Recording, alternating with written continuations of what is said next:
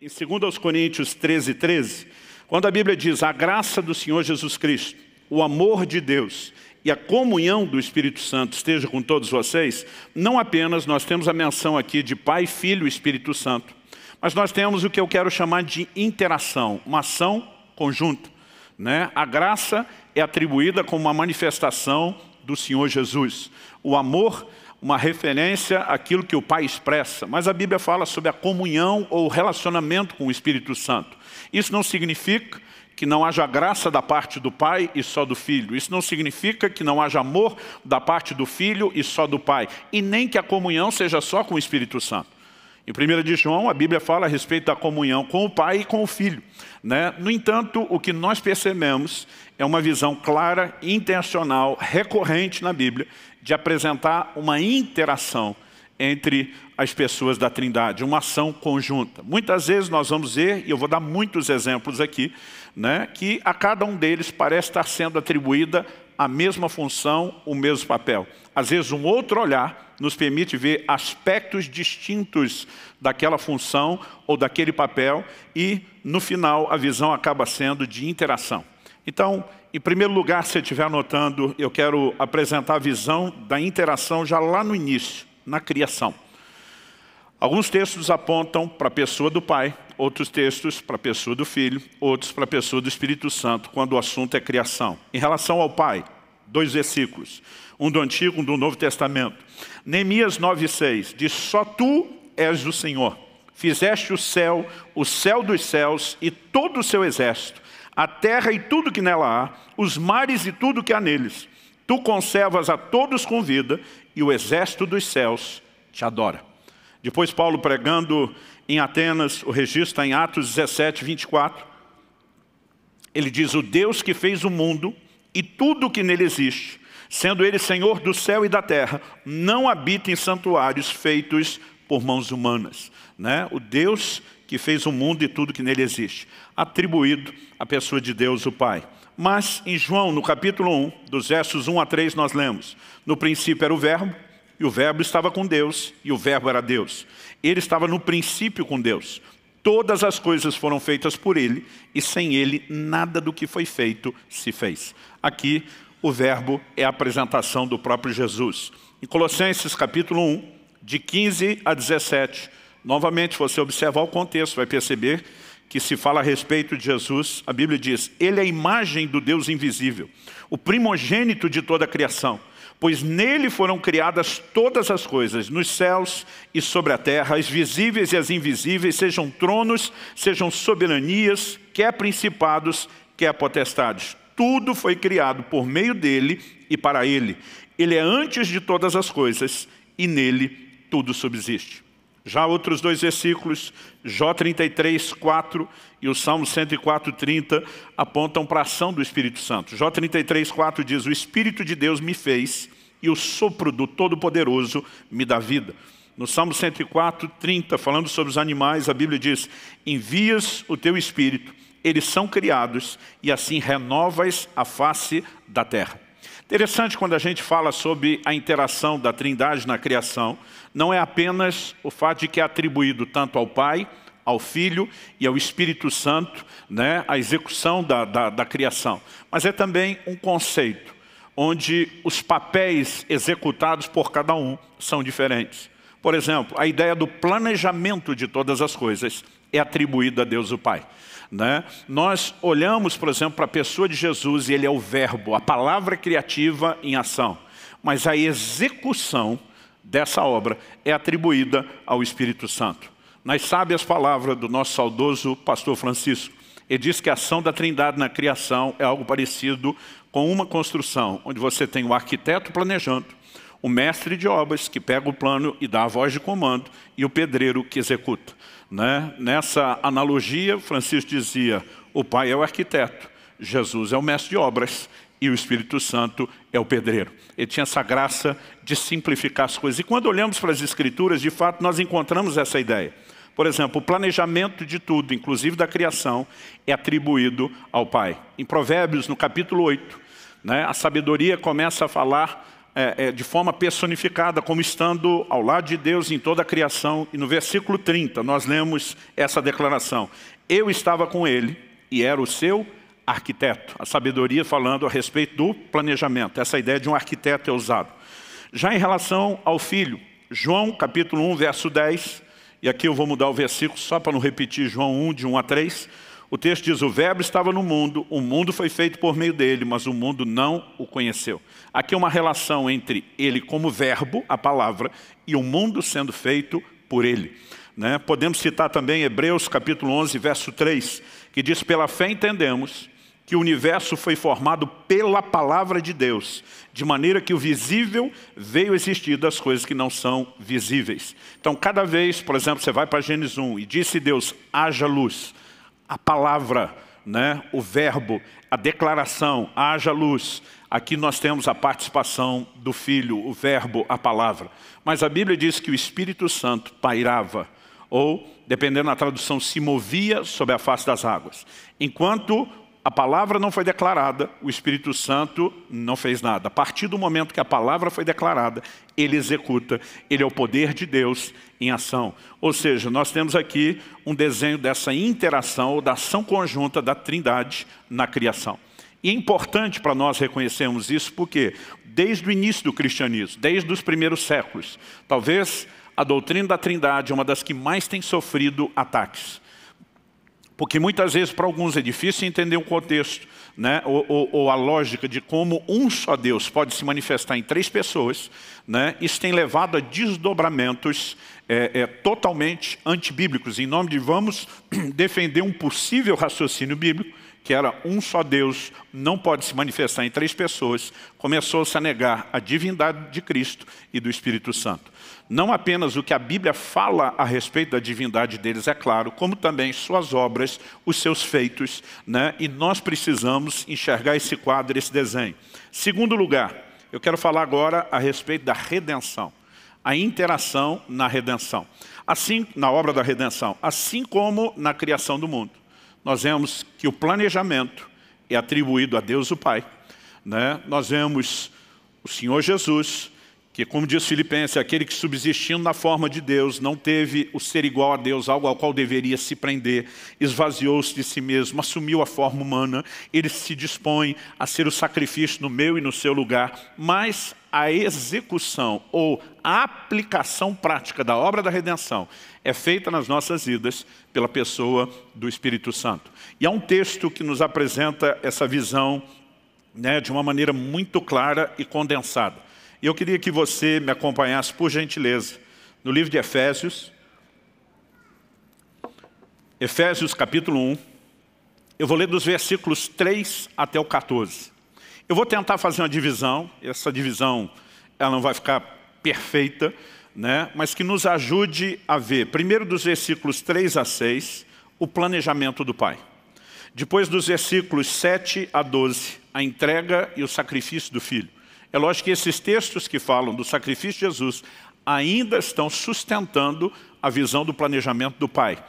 Mas agora, de uma maneira bem mais clara, a obra de Cristo ela aparece. E no final, os versículos 13 e 14, nós vamos perceber o papel do Espírito Santo nessa obra. Então vamos ler juntos, Efésios 1, primeiro de 3 a 6, diz: bendito seja o Deus e Pai de nosso Senhor Jesus Cristo. A referência ao Pai é clara.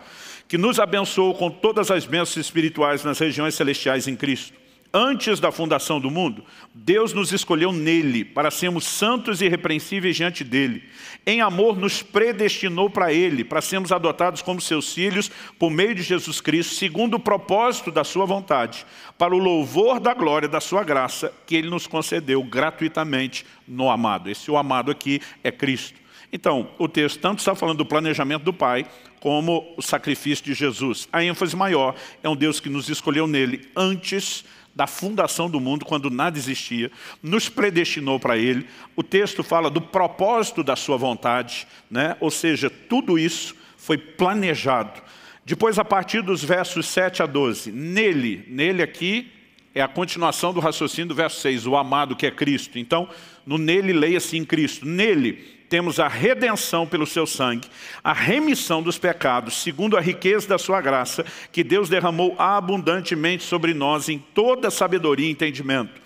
Ele nos revelou o mistério da sua vontade, segundo o seu propósito que ele apresentou em Cristo, de fazer convergir nele, na dispensação da plenitude dos tempos, todas as coisas, tanto as do céu como as da terra. Em Cristo fomos também feitos herança, predestinados segundo o propósito daquele que faz todas as coisas, conforme o conselho da sua vontade, a fim de sermos para louvor da sua glória, nós, os que de antemão esperamos em Cristo. Novamente, o propósito da sua vontade é destacado, a ideia de termos sido predestinados, tudo mostra o planejamento do Pai, mas a materialização, por assim dizer, da redenção acontece com a encarnação, a obra de Cristo na terra por meio do seu sacrifício no meu e no seu lugar. E os versículos 13 e 14 arrematam a ideia dizendo, nele também vocês, depois que ouviram a palavra da verdade, o evangelho da salvação, tendo nele também crido, receberam o selo do Espírito Santo da promessa. O Espírito é o penhor da nossa herança. A palavra penhor é o mesmo que garantia. O Espírito é o penhor da nossa herança até o resgate da sua propriedade em louvor da sua glória. Ou seja, o que nós precisamos entender sobre a pessoa do Espírito Santo é que não apenas ele é uma garantia de que o processo iniciado continue, mas a ele está atrelada toda a execução prática. Por exemplo, em João, no capítulo 16, no verso 8, Jesus falando do Espírito Santo diz, ele convencerá o mundo do pecado. Não existe arrependimento sem a obra do Espírito Santo. Em Tito 3,5, a Bíblia fala do lavar da regeneração do Espírito Santo. Não existe novo nascimento sem a obra do Espírito Santo. E depois de dizer, em 2 Coríntios 3,17, onde está o Espírito do Senhor, aí a liberdade. No verso 18 de 2 Coríntios 3, Paulo diz, e todos nós, com o rosto descoberto, contemplando a glória do Senhor, somos transformados de glória em glória na imagem do Senhor pelo Espírito. Então, o Espírito Santo convence do pecado, leva o homem à experiência do novo nascimento e depois disso é o responsável pelo seu crescimento, pela sua progressividade. Ele é chamado de o selo, o penhor. De novo nós temos a interação de Pai, Filho e Espírito Santo na obra da redenção.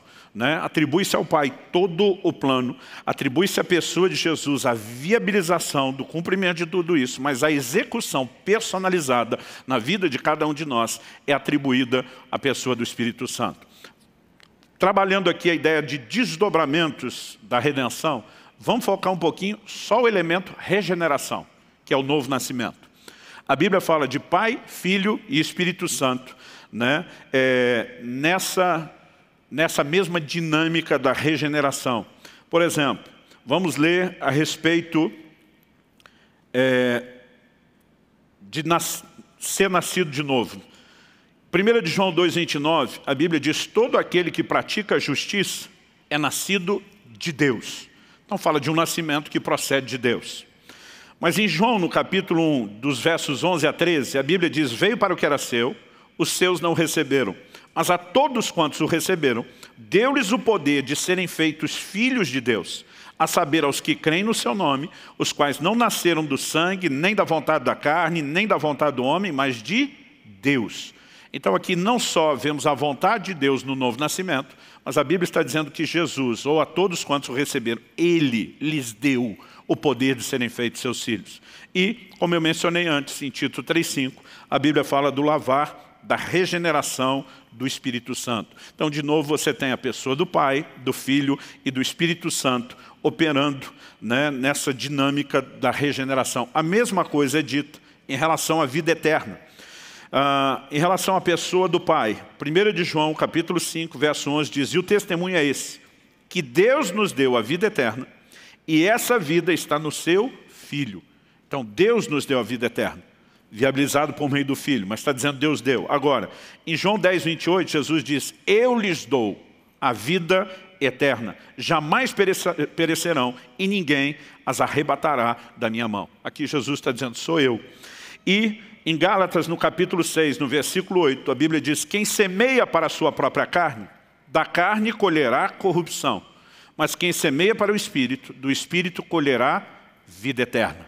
Agora, é vida eterna vindo, emanando da ação e da obra do Espírito Santo. De novo, temos Pai, Filho e Espírito Santo operando no que diz respeito a conceder a vida eterna. Ainda dentro da ideia de redenção, eu quero mexer um pouquinho no assunto da santificação. Em João 17:17, o próprio Jesus, orando ao Pai, diz: santifica-os na verdade, a tua palavra é a verdade. Santificação é aqui atribuída pelo próprio Jesus a Deus o Pai. Já em Hebreus 2, de 10 a 11, nós lemos: porque convinha que Deus, por causa de quem e por meio de quem todas as coisas existem, conduzindo muitos filhos à glória, aperfeiçoasse, por meio de sofrimentos, o autor da salvação deles. Pois tanto o que santifica, Jesus, como os que são santificados, nós, todos vêm de um só Deus. Aqui todo o processo de santificação atribuído a Deus, mas ao mesmo tempo ele fala do que santifica como sendo Jesus, e isso uma operação de Deus, e nós, os que somos santificados, também debaixo da gerência da ação desse Deus. Mas 1 Coríntios 1, 2 diz: aos santificados em Cristo Jesus, chamados para ser santos. Efésios 5, finalzinho do verso 25, início do verso 26, diz: Cristo amou a igreja e se entregou por ela para que a santificasse. Aqui a santificação procede do Senhor Jesus. Mas há outros textos que apontam para a ação do Espírito Santo. 1 Coríntios 6, 11. Mas vocês foram lavados, foram santificados, foram justificados no nome do Senhor Jesus Cristo e no Espírito de nosso Deus. Romanos 8, de 11 a 13, de novo falando da obra do Espírito Santo. Se vocês habitam o Espírito daquele que ressuscitou Jesus dentre os mortos, esse mesmo que ressuscitou Cristo dentre os mortos, vivificará também o corpo mortal de vocês, por meio do seu Espírito que habita em vocês. Assim, pois, irmãos, somos devedores não à carne, como se estivéssemos obrigados a viver segundo a carne. Porque se vocês viverem segundo a carne, caminharão para a morte. Mas se pelo Espírito mortificarem os feitos do corpo, certamente viverão. E aqui nós temos, na dinâmica da santificação, a ação do Espírito Santo. Bom, não dá apenas para falar de redenção sem falar especificamente sobre um evento fundamental, essencial, que viabilizou isso tudo, que foi a formação de um corpo para o Senhor Jesus. Algo que nós precisamos entender é que o que a Bíblia apresenta a respeito da pessoa de Jesus é que Ele é Deus, pré-existente.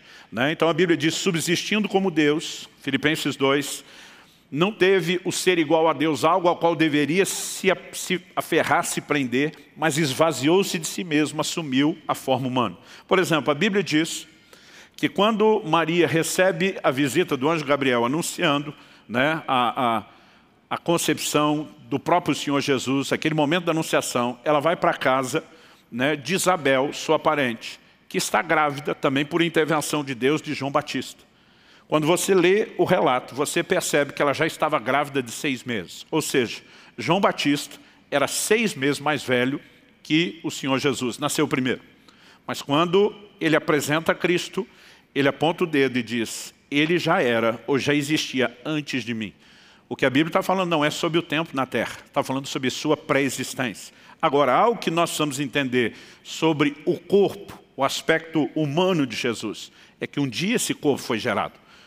Por exemplo, um elemento que virou munição para muito debate sobre a divindade de Cristo, se ele era ou não Deus, é a expressão que nós lemos de Colossenses 1, que o chama de o primogênito da criação. O início, a primeira das suas obras. Então dizia: se é criado, não é Deus. A Bíblia não está falando que ele, como pessoa, Deus em essência, tenha sido criado, mas houve um momento onde um corpo lhe foi formado. E o livro de Hebreus, citando uma profecia messiânica do Velho Testamento, diz assim, Hebreus 10:5: por isso, ao entrar no mundo, Cristo disse: sacrifício e oferta não quiseste, mas preparaste um corpo para mim. A versão que estou lendo, Nova Almeida atualizada, diz: preparaste um corpo para mim. Outras versões diz: antes um corpo me formaste. Então o que teve início e foi formado foi um corpo para Jesus. Até a formação desse corpo tem a interação da Trindade. Sem contar a declaração de que o próprio Deus preparou um corpo, que nós já lemos e é óbvio, nós também entendemos que o Pai está por trás de todo o planejamento. Mas, assim como na criação, a execução do plano do Pai precisava de outros 2 elementos: a liberação da palavra e a ação do Espírito Santo. haja luz, a palavra liberada, o Espírito que se move sobre a face das águas está lá produzindo o resultado, executando a palavra. Na ocasião em que o anjo Gabriel aparece a Maria, na ocasião da anunciação, Lucas capítulo 1, eu vou ler o verso 35 e na sequência o 38 diz assim: o anjo respondeu, o Espírito Santo virá sobre você e o poder do Altíssimo a envolverá com a sua sombra. Por isso também o ente santo que há de nascer será chamado Filho de Deus. Verso 38 diz, então Maria disse, aqui está a serva do Senhor, que aconteça comigo o que você falou, e o anjo foi embora. Outras traduções, em vez de que aconteça comigo o que você falou, diz que se cumpra em mim segundo a sua palavra. Quem é o anjo? Um mensageiro. O que ele carrega? Uma palavra de Deus. Maria disse que a palavra produza o seu efeito. Eu me abro à operação da palavra. E o anjo já tinha anunciado o que aconteceria depois. O Espírito Santo descerá sobre você. O poder do Altíssimo te envolverá com a sua sombra. E dessa forma nós vemos novamente a interação, na preparação, a interação da Trindade na preparação do corpo de Cristo. Mas também na ressurreição do corpo de Nosso Senhor, nós vemos novamente a interação da Trindade. É atribuída tanto ao Pai, como ao Filho, como ao Espírito Santo, a causa, o poder de produzir ou provocar a ressurreição. Então vamos ler alguns textos. Em Atos 2, 24, a Bíblia falando sobre Jesus diz, porém Deus o ressuscitou, livrando-o da agonia da morte, porque não era possível que fosse retido por ela. Em 1 Coríntios 6, 14, a Bíblia diz, Deus ressuscitou o Senhor e também nos ressuscitará pelo seu poder. Esses dois versículos atribuem a ressurreição de Cristo a Deus o Pai. Mas em João 2,19, Jesus diz o seguinte, destruam esse santuário, em 3 dias eu o levantarei. A Bíblia diz que as pessoas acharam que ele estava falando do santuário do templo, mas Jesus estava falando a respeito do seu corpo. Ele diz, eu o levantarei. Ele não disse apenas que o Pai faria. Em João capítulo 10, versículo 18, Jesus diz assim, ninguém tira a minha vida, pelo contrário, eu espontaneamente a dou. Tenho autoridade para entregá-la e também para reavê-la. Esse mandato recebi de meu Pai. Então Jesus está dizendo, ninguém vai tirar a minha vida, eu dou a hora que eu quero e a hora que eu quiser, eu recobro. É interessante você, a partir dessa declaração, perceber que houve vários momentos em que quiseram atentar contra o Senhor e a coisa não se desenvolveu, não se evoluiu. Já no primeiro discurso público de Jesus, em Nazaré, a cidade onde foi criado, a Bíblia diz que o empurraram para um alto monte, um alto penhasco, para tentar lançá-lo de lá, quando Jesus diz que se cumpriu nele a palavra, o Espírito do Senhor está sobre mim, pelo que me ungiu. Mas a Bíblia diz que não conseguiram fazer nada, porque não era chegada a sua hora. Em outro momento enviam guardas para prendê-los, os guardas ficam admirados com o discurso, não prendem Jesus, mas a verdade é que a Bíblia sustenta, não havia chegado a sua hora. No momento que quis, Jesus entrega a sua vida. Aliás, um dos guardas romanos que está ao lado da cruz, quando Jesus declara, nas tuas mãos, entrega o meu espírito, e expirou, a Bíblia diz que o homem reconhece, esse verdadeiramente era filho de Deus. O que é que está por trás dessa cena? A morte por crucificação, que foi muito usada pelo Império Romano, tinha um propósito, justamente que ela fosse lenta e dolorosa. Muitas vezes as pessoas passavam dias agonizando antes de morrer. A Bíblia diz que quebraram as pernas dos 2 soldados para acelerar o processo de morte, porque era o fim de semana da Páscoa. Mas com Jesus não foi necessário. Depois dele fazer essa declaração, nas tuas mãos entrego o meu espírito, falando numa linguagem sem querer brincar com aquilo que é sagrado, é como se para a moçada entender, Jesus só estivesse dizendo, #partiu glória. Ele simplesmente decide e ele morre. A Bíblia diz que alguém ainda checa e fura o seu lado, e saiu água e sangue. Quando o sangue já está se convertendo em água, é um dos grandes atestados aí biológicos de que a pessoa de fato já morreu. E aquele centurião diz, esse era filho de Deus. O que ele está dizendo? Nunca, em toda a nossa história de crucificação, alguém morreu tão depressa e morreu a hora que quis, tomando essa decisão. Assim como ele decide entregar sua vida, ele decide também recobrá-la. Mas Romanos capítulo 1, verso 4, fala de uma ação do Espírito Santo na ressurreição. Diz sobre Jesus, e foi designado Filho de Deus com poder, segundo o Espírito de Santidade, pela ressurreição dos mortos, a saber, Jesus Cristo nosso Senhor. Então, no momento da ressurreição, há uma ação do Espírito Santo, não apenas operando no sentido de levantá-lo, nós podemos reconhecer até antes disso. Quando Jesus fala a respeito de Maria de Betânia, que ela ungiu o seu corpo para a sepultura, o que foi aquele óleo, aquele perfume precioso derramado? Um ato profético. Uma profecia já dizia, acho que é o Salmo 16, não deixará a sua alma na morte, nem o seu corpo verá corrupção. Algo que eu e você precisamos entender é que, diferente de Lázaro, que com 4 dias sepultado cheirava mal, a Bíblia fala a respeito de Jesus que o seu corpo não se decompôs, não corrompeu.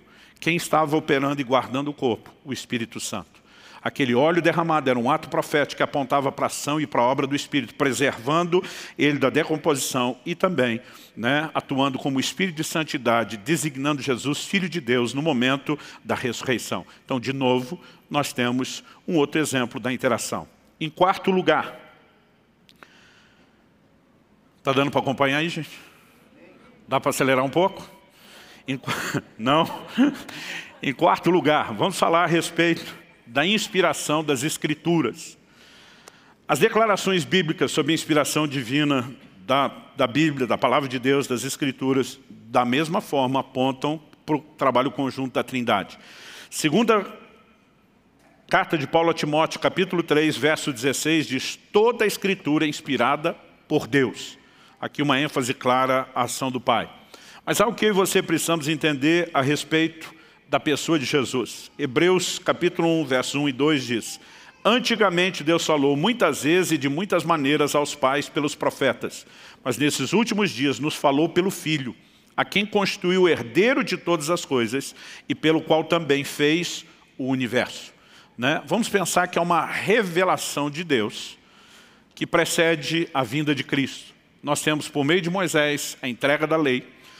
Moisés é considerado não apenas o grande legislador, mas o grande profeta. Estabeleceu e trouxe da parte do Senhor tudo aquilo que regulamentava não apenas a maneira do povo relacionar com Deus, mas entre si. O Antigo Testamento era para os judeus uma espécie de constituição, eram as leis também civis que governavam a nação. Mas esse Moisés, que recebeu de Deus essas verdades, comunicou ao povo, na verdade a Bíblia diz lá, a partir do livro de Êxodo, no capítulo 19, que quando eles chegam no Monte Sinai, em especial essa declaração vai vir depois no capítulo 20, e a glória de Deus se manifesta no Sinai, Deus começa a falar de maneira que todos ouçam. A manifestação inicial de Deus, todo mundo está ouvindo, mas a Bíblia diz que o povo teve medo de morrer. Diante daquela manifestação, a Bíblia diz que uma nuvem escura desce, que tem relâmpagos, trovões, terremotos, e o povo se apavora, e eles pedem para Moisés: fale Deus com você, depois você repasse para a gente, porque nós estamos apavorados. A partir daquele momento, Deus já não fala com todo o povo. Deus fala por meio de Moisés. Moisés é o canal que comunica a palavra, mas o mesmo Moisés, de quem Deus diz: se há profeta no meio de vocês, eu, Senhor, me faço revelar a ele por meio de sonhos, de visões, de enigmas. Mas com Moisés, meu servo, não é assim, eu falo cara a cara. O mesmo Moisés, ele diz ao povo: Deus há de levantar, varões e irmãos, um profeta semelhante a mim. E a ele vocês vão ouvir. O que ele está dizendo? O que vocês estão vivendo comigo é único, é singular na história, em termos de Deus comunicar a palavra. Mas um dia, Deus vai levantar um outro. E vocês precisam ouvi-lo, e eu estou respaldando a chegada dele. Ele estava apontando para a vida de Jesus, ou para a vinda de Jesus e para o Messias. Os profetas também foram um instrumento de Deus. Todos eles falaram e comunicaram verdades poderosas da parte do Senhor, inclusive a respeito da vinda do próprio Jesus. Mas quando Jesus vem, ele faz questão de mostrar que a lei de Moisés e os profetas, todos eles apontavam para a sua pessoa, não apenas para a obra que ele faria. João 5,39, Jesus diz: vocês examinam as Escrituras, são elas que dão testemunho a respeito de mim. Sandro estava chamando a nossa atenção numa conversa no intervalo do culto anterior, e eu me lembrei de algo que eu ouvia meu pai falar muito desde que eu era criança. Quando no Monte da Transfiguração, a Bíblia fala de Moisés e Elias aparecendo. Nós temos os dois maiores vultos do Velho Testamento, que representam a lei e os profetas. Tudo isso apontando e convergindo para uma nova revelação, a manifestação da graça por meio de Jesus Cristo. É por isso que João, logo no capítulo 1, diz que a lei foi dada por intermédio de Moisés. Graça e verdade, porém, por meio de Jesus. Então Jesus é a expressão da palavra, não apenas no sentido de que ele é o verbo, mas quando Cristo se levanta diante dos judeus, começa a dizer, ouviste o que foi dito aos antigos, lei de Moisés. Mas ele diz, eu porém vos digo, ele está mostrando o quê? Há um novo padrão. Hebreus capítulo 7, verso 12 diz que onde há mudança de sacerdócio, há mudança de lei. E agora Cristo pontua, né, uma revelação, ou que podemos chamar, isso sim, né, de uma atualização das Escrituras. Alguém recentemente falou uma bobagem como se isso tivesse que acontecer hoje. O único momento onde uma atualização das Escrituras aconteceu foi quando houve mudança de aliança, mudança de sacerdócio. E Cristo comunica essa revelação. Então Deus nos falou pelo Filho. Mas a respeito da obra do Espírito Santo, por exemplo, Jesus, em Marcos 12, 36, diz que Davi falou pelo Espírito Santo. Quando ele se refere aos Salmos, ele usa, né, e acredita por trás da fala de Davi a inspiração do Espírito Santo. A mesma coisa que Pedro diz em 2 de Pedro, capítulo 1, versos 20 e 21, ele diz, primeiramente, porém, saibam que nenhuma profecia da Escritura provém de interpretação pessoal, porque nunca, jamais, qualquer profecia foi dada por vontade humana. Entretanto, homens falaram da parte de Deus, movidos pelo Espírito Santo. Então nós vemos a inspiração das Escrituras atribuídas ao próprio Deus, Pai, né, a pessoa de Jesus e também ao Espírito Santo. Em quinto lugar, em primeiro lugar nós falamos da criação, em segundo lugar da interação na redenção, em terceiro a formação de um corpo para Jesus, em quarto a inspiração das Escrituras, em quinto lugar a habitação divina nos cristãos. Né? Isso também é um fato apresentado nas Escrituras como sendo mais uma das áreas de interação ou da ação conjunta da Trindade. Efésios 4:6 fala a respeito do Pai. Há um só Deus e Pai de todos, o qual é sobre todos, age por meio de todos e está em todos. Esse em do lado de dentro, habitando em nós. Em 1 de João 4:12, a Bíblia diz, nunca ninguém viu a Deus. Se amarmos uns aos outros, Deus permanece em nós e o seu amor é em nós aperfeiçoado. Então, a habitação divina atribuída aqui como uma referência à pessoa de Deus o Pai. Mas olha o que Jesus diz em João 14, 23.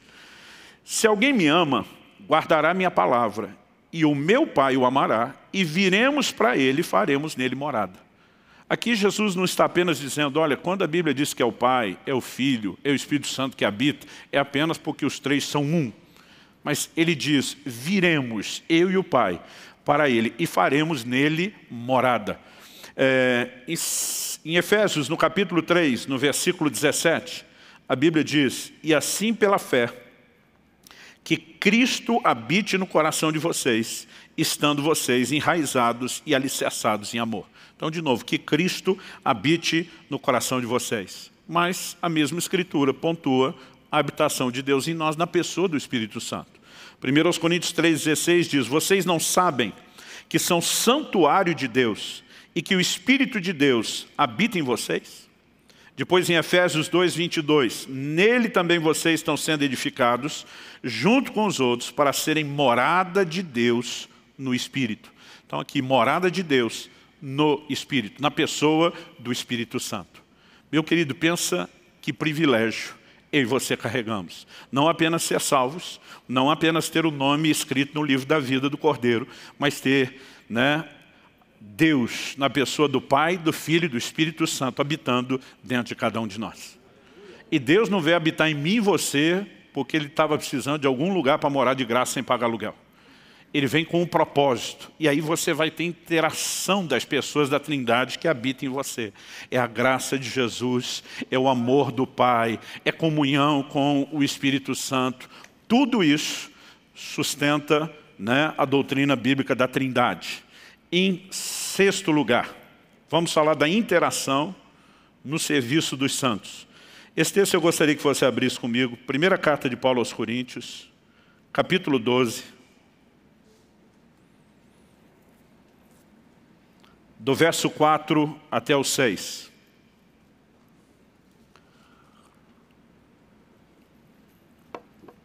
Verso 4 diz, ora, os dons são diversos, mas o Espírito é o mesmo. Outras traduções dizem, a diversidade de dons, mas o Espírito é o mesmo. O que é que Paulo está dizendo? Que quem é responsável por operar os dons, carisma, os dons espirituais, é o Espírito Santo. Os dons são de todo o capítulo 12, na verdade até o 14 ele vai falar dos dons do Espírito Santo. Então quem é responsável pela operação desses dons, carisma, né? Paulo vai fazer uma lista a partir do versículo 8 até o 10 de 9 manifestações do Espírito Santo. Normalmente nós subdividimos essas 9 em 3 grupos de 3. Um dos grupos nós chamamos dons de revelação, são a palavra de conhecimento, a palavra de sabedoria e o discernimento de espíritos. Outro grupo, né, nós chamamos de dons de poder, dom da fé, operação de milagres e dons de cura. E um terceiro grupo que chamamos os dons vocais, são aqueles da fala inspirada, profecia, variedade de línguas, interpretação de línguas. Esses dons são operados pelo Espírito Santo. Isso é muito claramente apresentado. Mas olha o que ele diz no verso 5. E também a diversidade de ministérios, ou serviços, dependendo da versão. Mas o Senhor é o mesmo. Embora a palavra Senhor em todo o Velho Testamento seja comumente, né, usada como a referência a Deus o Pai, no Novo Testamento, na sua grande, esmagadora maioria, ela é usada como referência à pessoa de Cristo. Então ele está dizendo que ministérios, diferentes dos dons espirituais, são operados por Jesus em vez de pelo Espírito Santo. E concordam com isso as palavras de Paulo em Efésios 4. Né? No versículo 11, ele diz, e ele deu dons aos homens, aqui são dons ministeriais. Ele mesmo estabeleceu uns para apóstolos, outros para profetas, evangelistas, pastores, mestres. Aí o verso 12 diz, com vistas ao aperfeiçoamento dos santos, para a obra do ministério. Então esses dons ministeriais são atribuídos a uma ação da pessoa de Jesus. Mas olha o verso 6, ele diz, e a diversidade nas realizações. Outras traduções usaram o termo nas operações. A NVI diz nas formas de atuação. Mas ele diz, a diversidade nas realizações, mas o mesmo Deus é quem opera tudo em todos. Então aqui nós temos, né, os dons atribuídos ao Espírito Santo, os ministérios atribuídos ao Senhor Jesus e as demais operações atribuídas a Deus o Pai. Então, nós não podemos simplesmente juntar, misturar isso tudo e dizer, tem uma lista de dons com todos eles. Eu já li muita literatura cristã, onde o pessoal vai fazendo uma lista e misturando tudo. Né? São dons distintos, a manifestação de cada um deles é distinta. Alguém me perguntou outro dia, pastor, quais são essas realizações? Eu falei, tudo que não for os 9 dons do Espírito, e não for os 5 dons ministeriais, pode jogar nessa lista. 1 Coríntios 12, Paulo fala de socorros e governos, né? Pode jogar para aquela lista. E em Romanos 12, ele fala do que exerce misericórdia, socorro, mas ele fala do que preside, governo, pode trabalhar nessa lista. Então, a Bíblia fala do que contribui. Embora a contribuição seja a responsabilidade de todos os crentes, alguns têm isso como uma operação da graça de Deus nele. Agora, não é um dos 9 dons do Espírito Santo, não é um dos 5 dons ministeriais. Então nós vemos a interação da Trindade, mesmo no que diz respeito ao serviço do crente e à manutenção, à edificação, né, dos santos, daqueles que foram salvos. Falando ainda da obra do ministério, quanto ao poder, por exemplo, para operar milagres, a ação conjunta da Trindade também é vista. Olha o que a Bíblia diz em Atos 15, 12. Toda a multidão silenciou, passando a ouvir Barnabé e Paulo, que contavam quantos sinais e prodígios Deus tinha feito por meio deles entre os gentios. Quem fez os sinais e prodígios? Deus por meio deles. Atos 19, 11. Deus, pelas mãos de Paulo, fazia milagres extraordinários. Quem fazia? Deus. Através de quem? Das mãos de Paulo. Hebreus 2,4. Também Deus testemunhou juntamente com eles, por meio de sinais, prodígios, vários milagres e distribuição do Espírito Santo, segundo a sua vontade. Quem fez isso? Deus o Pai. No entanto, há textos que apontam, né, para a operação do próprio Senhor Jesus, inclusive o uso do seu nome. Em Lucas 10, 17, a Bíblia diz que os 70 voltaram cheios de alegria, dizendo, Senhor, em seu nome, os próprios demônios se submetem a nós. né? Antes mesmo da grande comissão, depois da ressurreição, de Jesus dizer, vão por todo mundo, preguem o evangelho a toda criatura, em meu nome expulsem demônios, vão impor as mãos sobre os enfermos, vão curá-los. Os discípulos já tinham sido enviados, ainda durante o ministério de Jesus, para operarem no seu nome e já tinham resultados. Em Atos 4:30, os apóstolos, depois de saírem da prisão, de terem sido ameaçados para não pregar o nome de Jesus, a Bíblia diz que eles oram assim, agora, Senhor, olha para as ameaças deles e concede aos teus servos que anunciem a tua palavra com toda ousadia, enquanto estendes a tua mão para fazer curas, sinais, prodígios, por meio do nome do teu santo servo Jesus. Aqui nós temos claramente o nome de Jesus, né, por trás dessas manifestações. Mas a Bíblia também fala a respeito da ação do Espírito Santo. Em Romanos 15:19, Paulo diz para conduzir os gentios à obediência, por palavras e por obras, por força de sinais e prodígios, pelo poder do Espírito de Deus. Tem um texto em Atos 13, dos versículos 9 a 11, que eu acho, né, ele muito significativo, porque diz respeito não apenas a Deus respaldar a proclamação do Evangelho com sinais, mas enfrentar o engano maligno, né, também pela manifestação desse poder.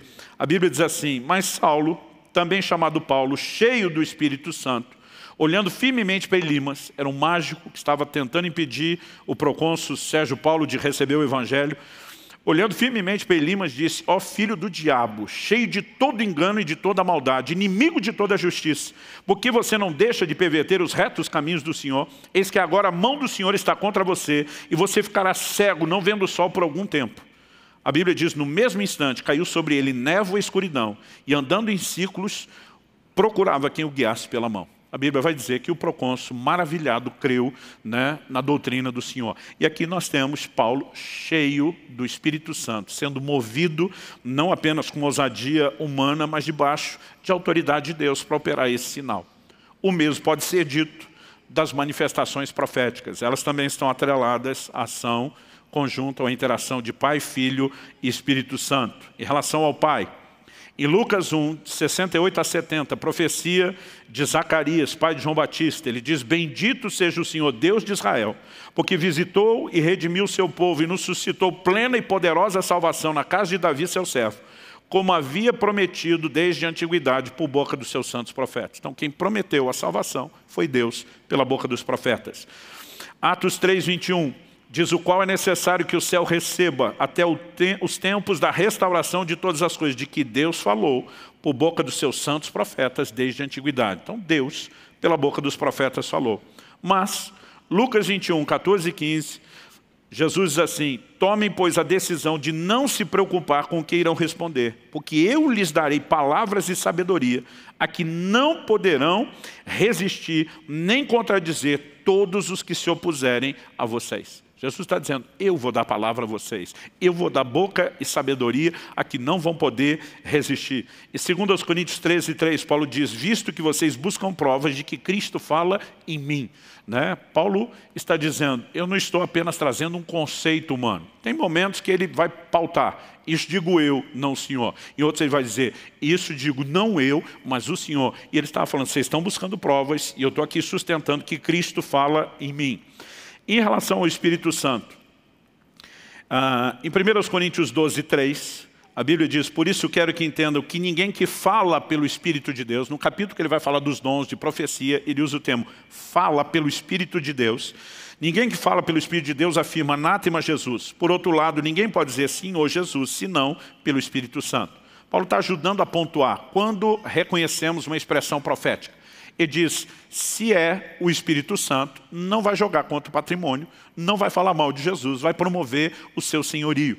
Enquanto ele está dando subsídio, né, para que eles entendam e julguem a profecia, ele mostra e apresenta a frase, falar pelo Espírito Santo. Em Mateus 10, de 18 a 20, Jesus diz, por minha causa, vocês serão levados à presença de governadores e de reis, para lhes servir de testemunhos a ele e aos gentios. E quando entregarem vocês, não se preocupem quanto a como ou que irão falar, porque naquela hora lhes será concedido o que vocês dirão. Afinal, não são vocês que estão falando, mas o Espírito do Pai de vocês é quem fala por meio de vocês.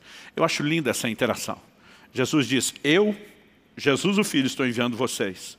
O Pai que planejou que a igreja avance, já deu recursos e o Espírito Santo estará em vocês e vai falar por meio de vocês. O tempo todo nós vemos a interação da Trindade.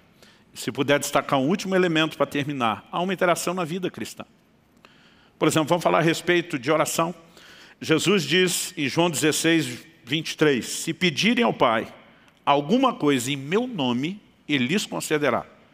Qual a dinâmica? Jesus diz, vocês vão ao Pai, mas usam o meu nome. O livro de Hebreus diz que é por causa do sangue, do sacrifício de Jesus, que nós podemos, entrar com ousadia no Santo dos Santos. A linguagem do Santo dos Santos não significa muito para mim e para você, mas para os judeus, o povo hebreu, que entendia o que era a lei, somente uma pessoa, o sumo sacerdote, uma vez por ano apenas, no dia da expiação, ele poderia entrar no Santo dos Santos.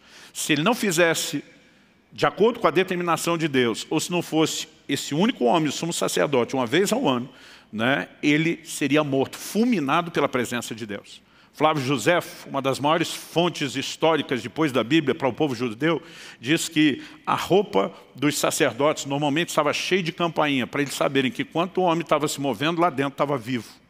E que ele entrava amarrado por uma corda, porque se fosse fulminado, ninguém tinha coragem de entrar para tirá-lo, eles iriam puxar pela corda. Todo mundo tinha um respeito e uma reverência gigantesca pelo outro lado do véu. Mas quando Jesus brada na cruz, está consumado, a Bíblia diz que o véu se rasgou de alto a baixo. Deus está dizendo, minha presença não está mais restrita, ninguém precisa ter medo. E o livro de Hebreus diz que nós podemos entrar com ousadia. Meu querido, quando você ora em nome de Jesus, você não é como um mendigo, estendendo um chapéu, esperando uma esmola. A Bíblia diz que nós podemos entrar com ousadia. Agora, nós usamos o nome de Jesus para se dirigir ao Pai, e a Bíblia fala do Espírito Santo atuando na vida de oração. Romanos 8, 26, 27, diz, nós não sabemos orar como convém, mas o Espírito intercede por nós, até com gemidos inexprimíveis. Então eu fico pensando nessa dinâmica. Eu vou ao Pai, eu uso o nome de Jesus, auxiliado pelo Espírito Santo. De novo, a Trindade e a operação no exercício da vida cristã. A graça de Jesus, o amor do Pai, a comunhão do Espírito Santo. Agora voltamos a falar de vida cristã e relacionamento, não só de serviço. Em todas essas 7 áreas que destacamos, nós vemos a interação da Trindade. Pastor, não vou conseguir lembrar isso tudo quando eu sair daqui. Tenho certeza que não. Até eu precisei escrever isso tudo, porque não ia conseguir lembrar, mesmo estudando o assunto por anos. Então, qual a minha intenção? É montar aqui a visão, um quadro geral, que não apenas sustente a doutrina da Trindade, mas mostre a recorrência, a insistência, a harmonia que a palavra de Deus traz no assunto, onde não deveria haver dúvidas no nosso meio. Mas a ideia hoje também não é só gerar instrução e explicação. Porque algo que eu e você precisamos é também de fé. E a fé vem por ouvir a palavra de Deus. Então, muito mais do que apenas saber o que a Bíblia fala sobre a Trindade. Quanto mais eu e você somos expostos à palavra de Deus, mais isso gera fé no nosso coração. Não apenas uma consolidação mental das doutrinas, mas a fé do coração que precisa estar acesa. E ainda que com tudo isso você não veja todo o proveito, eu particularmente acredito que estamos obedecendo a direção de Deus ao estabelecer essa fundamentação nessas 2 palavras a respeito da Trindade e tentando te levar a uma compreensão de que a doutrina da Trindade é essencial ao cristianismo, ao relacionamento com Deus, a uma interpretação clara da palavra de Deus. Vamos orar? Pai, oramos por graça e favor do Senhor sobre a vida de cada um dos nossos irmãos e irmãs. Eu sei que temos pessoas com níveis diferentes de maturidade. Alguns que já caminham com o Senhor há tanto tempo, já são adultos que estão prontos para receber alimento sólido, outros que estão no início da caminhada, talvez ainda precisando de leite. Só o Senhor pode conseguir trazer essa aplicação prática no coração de cada um. Quando tratamos no auditório tão diverso, das pessoas que estão aqui, dos que nos acompanham pela internet, quando tratamos de uma forma genérica, com tanta diversidade. Mas nós cremos e confiamos na ação do Teu Espírito, de trazer a devida aplicação. Oramos por fundamentação clara das doutrinas da Tua Palavra na nossa vida e que isso também nos auxilie num relacionamento prático com o Senhor. É o clamor do nosso coração, em nome do Senhor Jesus. Amém.